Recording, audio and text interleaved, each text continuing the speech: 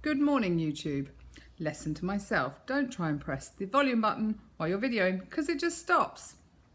Anyway, I'm in a different place today and I'm wobbling about all over the place, so I apologise.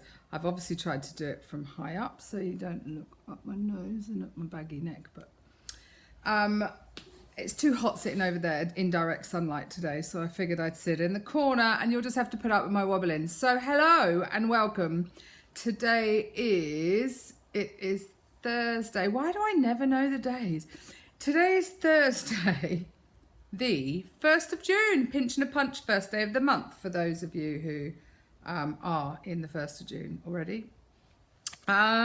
Today is my weigh-in day. Just to recap, actually, I'll go over my stats for you today because you're all so lucky and you obviously don't get it enough.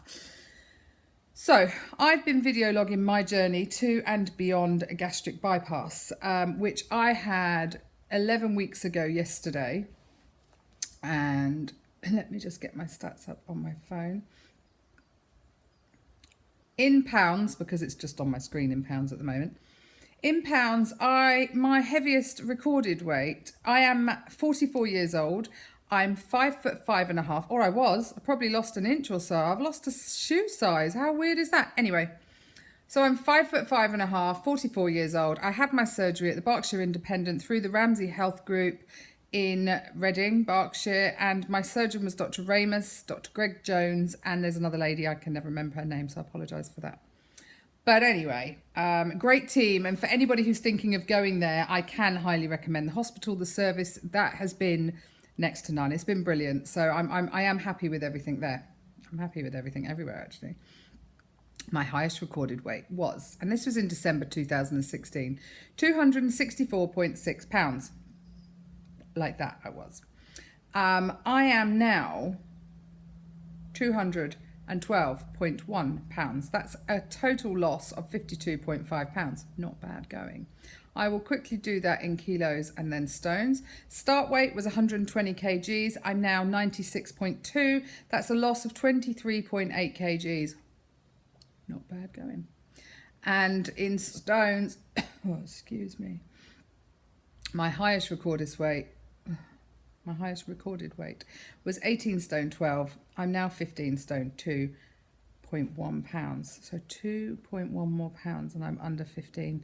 I actually never thought that was possible, if I'm being really honest. And that means I've lost at the moment 3 stone 10.5 pounds. Woo. So yeah, happy doesn't even cover what I'm feeling. My husband yesterday talked about how small my neck looks. He said, I never thought you had a big neck. My friend Claire complimented me. My son came round last night and he just said, wow, Mum, you look great. And, you know, so the compliments are amazing because it means people are noticing the difference in me as much as I am with my clothes smaller and, you know, I'm feeling really, really good about myself. I had a good walk yesterday. I hit 17,000 steps. I was really chuffed with that. But I don't think it's going to happen today. I'm about to go and see my friend Jamie, who's in the hospital at the moment. I'm not quite sure what for.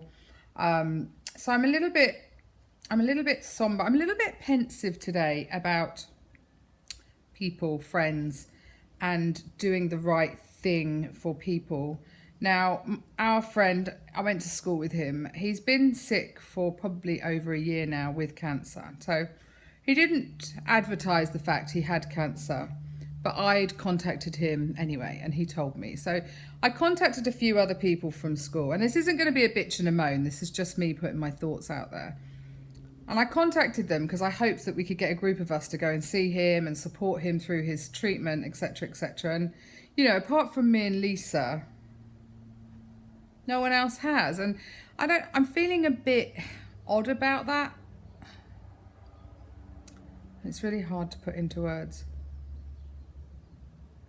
Because they don't know quite how sick he is. Would that change their minds if they did know? Now, I think I'm going to talk to Jamie about it today. Because it's his call at the end of the day.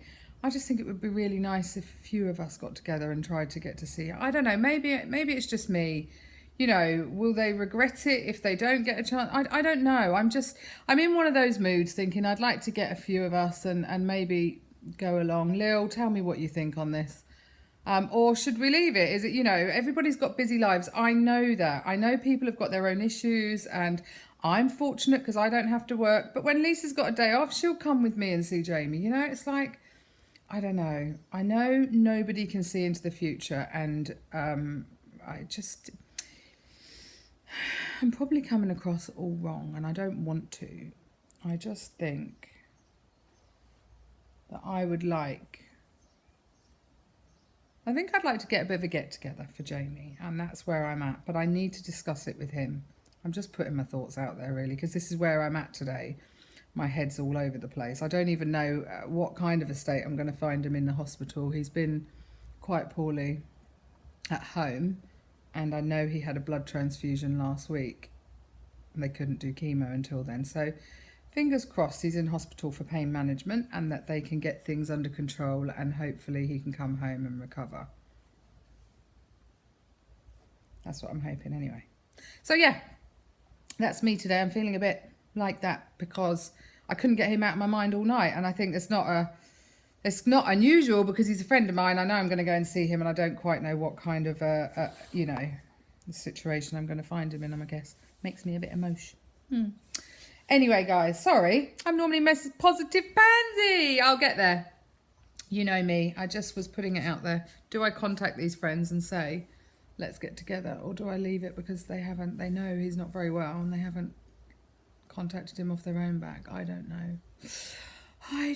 What would you do, people? Tell me. Would you go ahead and contact them or not? Lil, you know who I mean. Anyway, I hope Thursday is kind to you all. I hope I get to the hospital and I find Jamie in a really good place, and, you know, he's being looked after, because I tell you what, I'm not very good either if the nurses aren't good to people.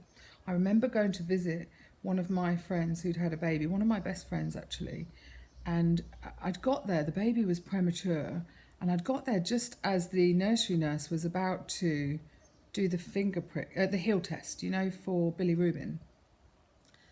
And I remember sitting there. I mean, I've worked in a hospital in the high dependence, in that ward actually. That was what was quite funny.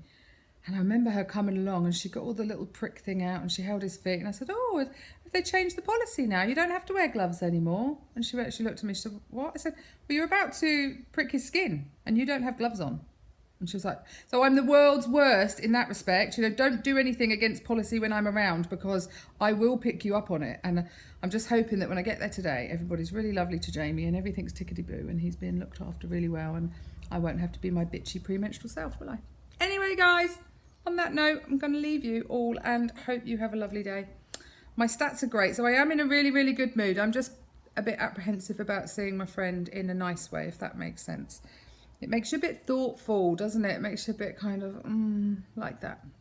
The day's beautiful, as you can see. There is blue sky up there. Highly unusual for England. It's normally grey clouds and rain. Anyway, guys, I've said goodbye about 3 times. That's why my brain's muddled today, completely muddled. And I don't know, that's just me. Deep breath. Get out in there. Big, wide world. Bye.